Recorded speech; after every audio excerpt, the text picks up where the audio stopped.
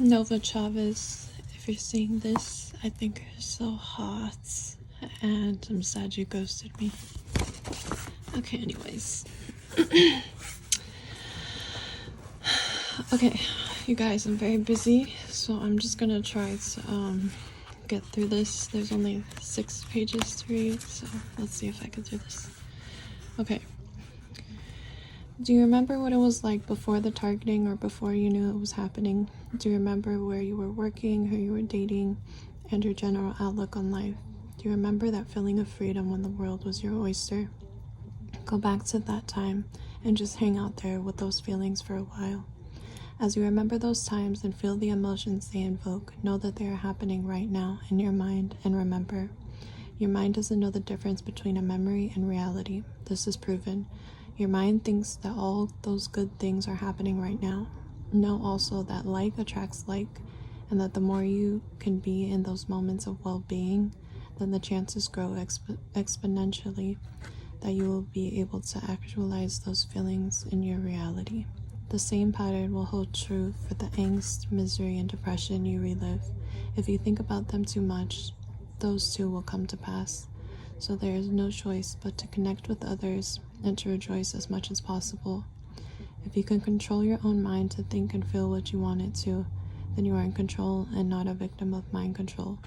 The early days of being a victim of covert behavioral technologies are very confusing, heartbreaking, and painful, and you'll probably do a lot of research during this time. However, you need to move on in your life if you want to overcome the victimization.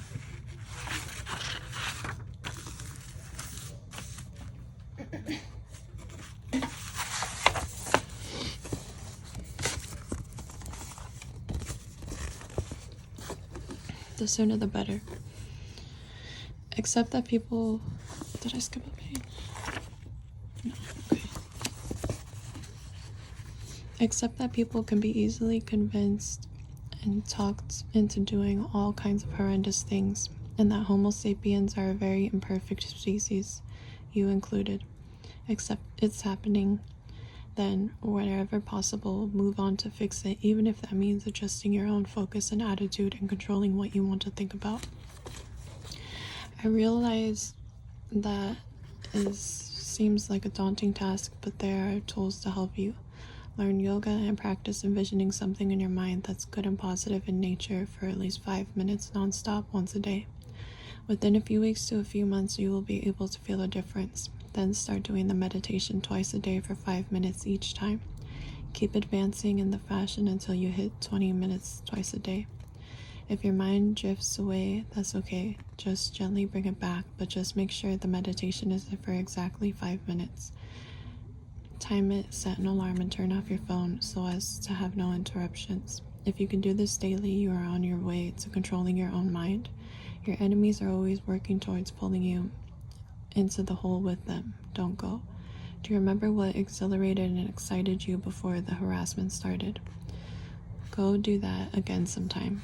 Whether it's a game you like to play, or a walk around the neighborhood, or writing, or doing research and exploration, do it. It's very good to force yourself to do things you're afraid to do for one reason or another. Let go of the feeling of failure and dive into it, whatever it is.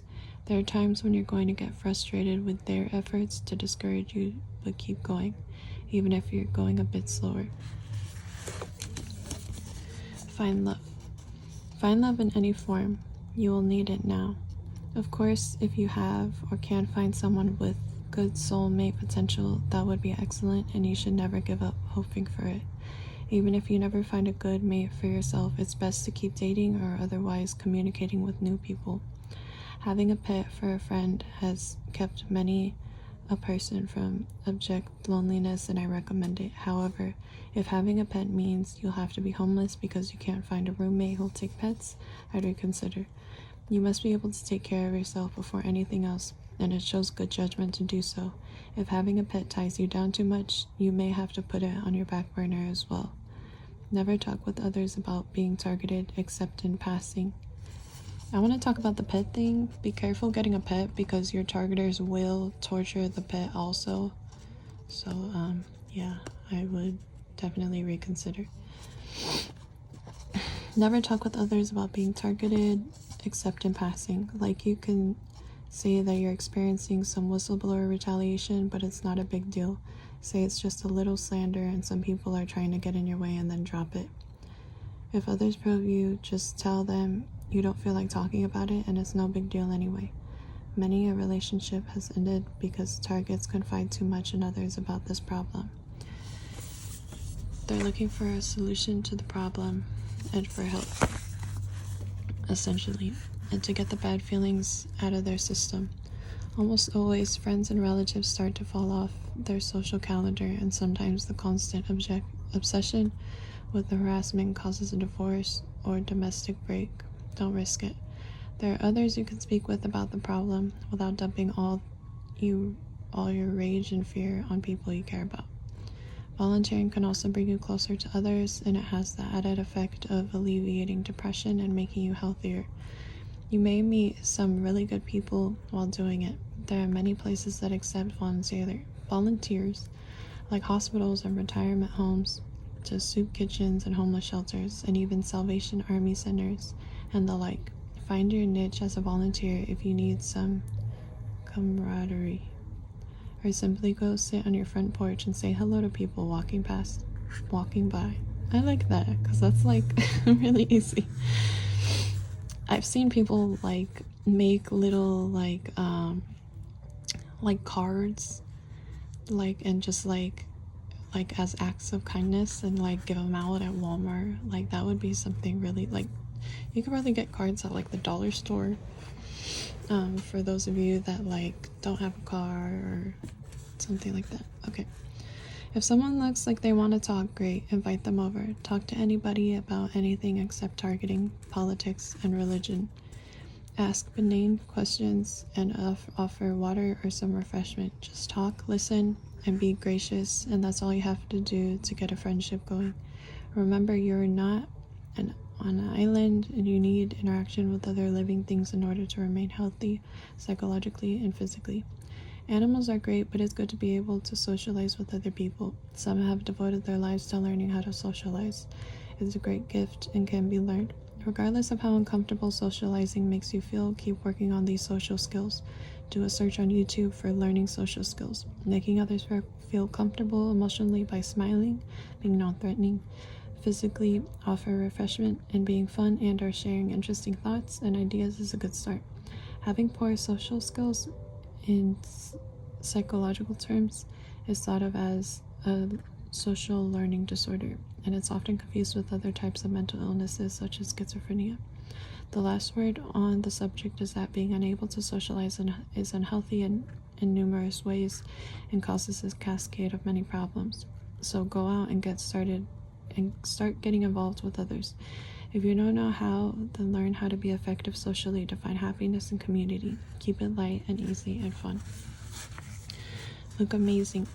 Someone once told me that if I were to go out wearing super top-of-the-line expensive clothing and had a great haircut and great makeup and accessories, that I could defecate in the middle of the street and get away with it. I laughed, but the more I thought about this observation, the more it seemed like a statement of fact rather than just a funny witticism. I realized that this is the reason why gang stalkers vandalize and targeted individuals' belongings. They want you to appear unattractive in as many ways as possible, and clothing has a lot to do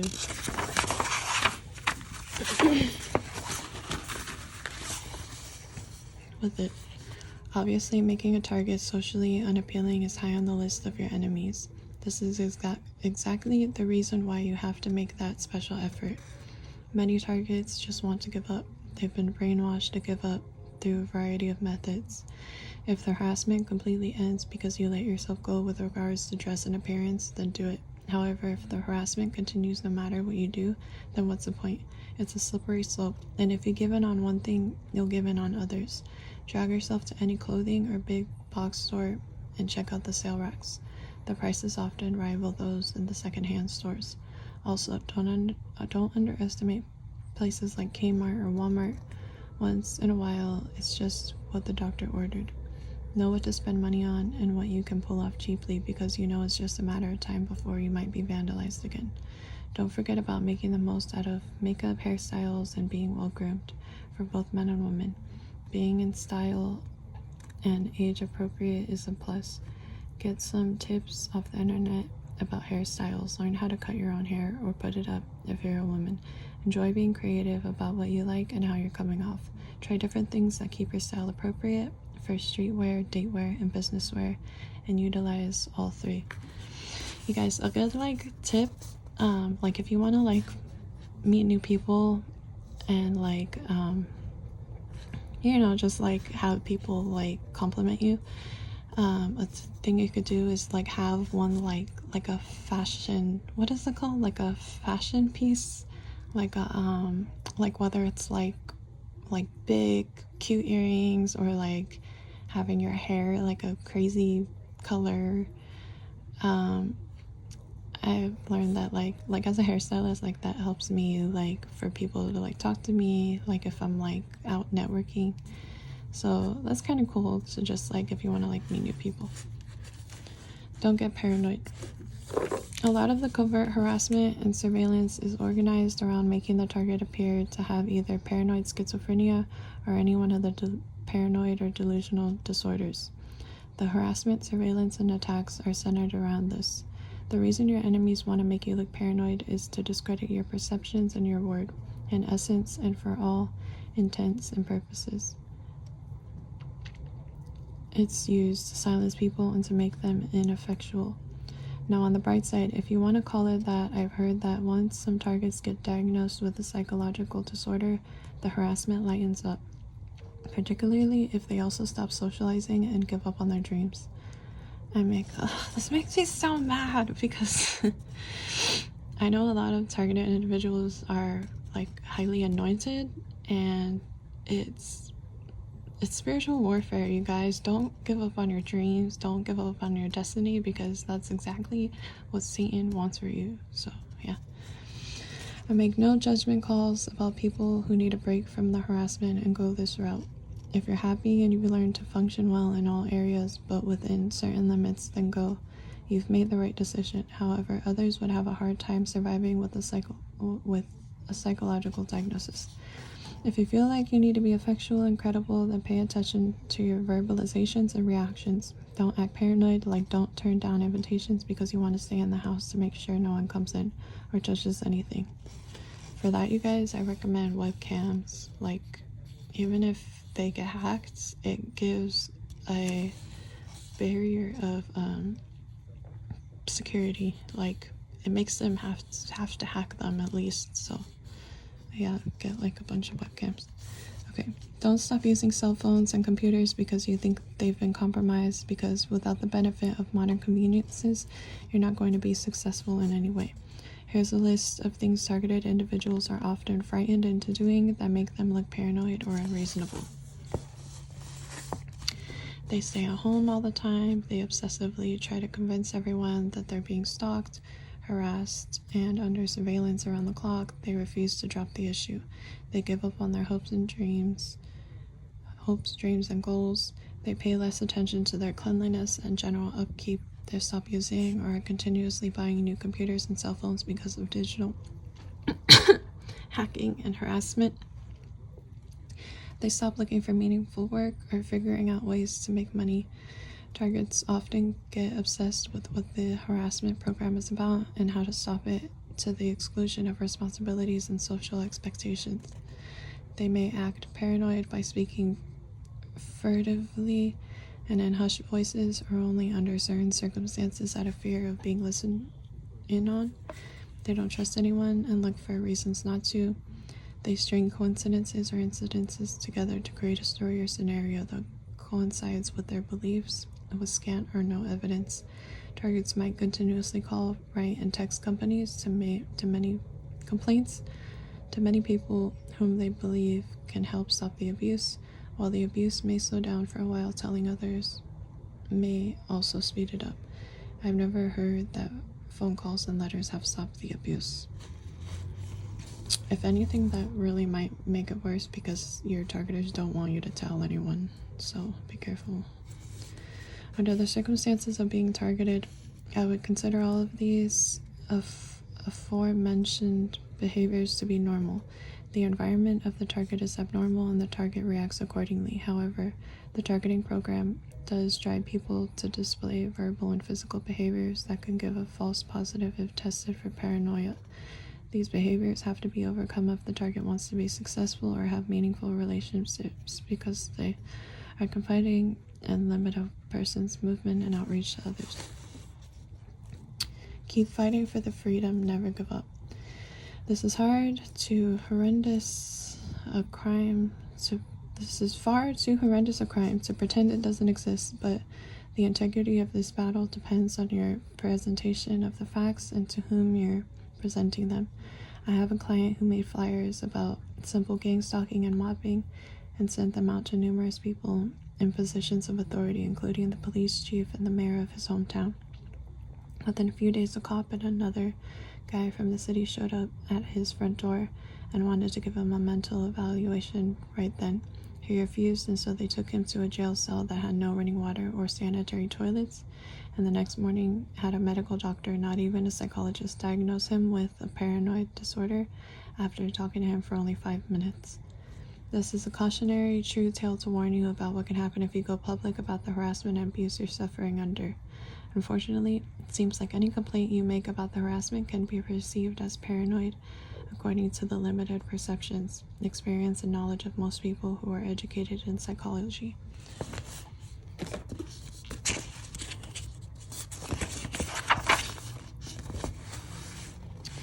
On occasion, you'll find a knowledgeable and honest professional who will acknowledge that mobbing, stalking, and harassment can happen if you get on someone's bad side, but only if you present it logically and without any hysteria or mania. In order to do this, it helps if you know why you're being attacked. It also helps to get some coaching from someone like myself before you confide in others. If you became a targeted individual because you complained about any person, corporation, or business to law enforcement, or to any other authority figure, government agency, watchdog agency, or human relations office, you could tell others that your suffering has to do whistleblower retaliation because of a complaint you've made. This explanation will legitimize the harassment you're experiencing in a way that others can understand. Whatever the reason for your targeting, you can legitimize it. There are always several reasons why someone might be targeted, and those can be figured into the explanation of why you're being targeted. It's very highly recommended that targets get a professional consultation before spilling their guts so they don't come off as paranoid. Unfortunately, and no matter how true, using the explanation that you're a government experience may work if you're on a talk show about conspiracy theories, but it might not get you too far under most circumstances because it's an unusual claim and as such requires evidence. While experimentation by governments, corporations, or individuals may be the reason for the targeting, if you walk into a police station and tell them that they're going to ask you if you're on medication for a psychiatric disorder, being able to see what kind of an effect your words have on others is really important here. Knowing what to say, what not to say, how to say it, and to whom is so important. The program is constructed to make the target look paranoid, so try to stick with things that sound familiar. It's rarely heard of a case where law enforcement was able to help to stop the stalking and abuse anyway. While there are cops who want to help, they are often at a loss. All about you. How you present yourselves to the world at large can make a big difference in how things end up for you. Presenting yourself to others as kind and generous is the ideal, but sometimes the warrior in you may slip out, which can be a good thing if you're intimidating enough to scare the perps away without getting arrested. It can be a good thing to appear threatening if it means that your stalkers will back off, but I've never known this to happen. Your stalkers have already been told that you're evil, dangerous, and have to be contained, punished, and disposed of into an institution of some sort. Acting like you're bad could give your stalkers more fodder for a kill effect. You're proving what is being said about you. I think that it really frustrates and angers the stalkers. If you don't care and you continue to go on with your life as planned. to act like you don't even know you're being stalked and harassed, but instead act like you think you have a medical problem and a string of bad luck. I don't know why this has marks on it, that's weird.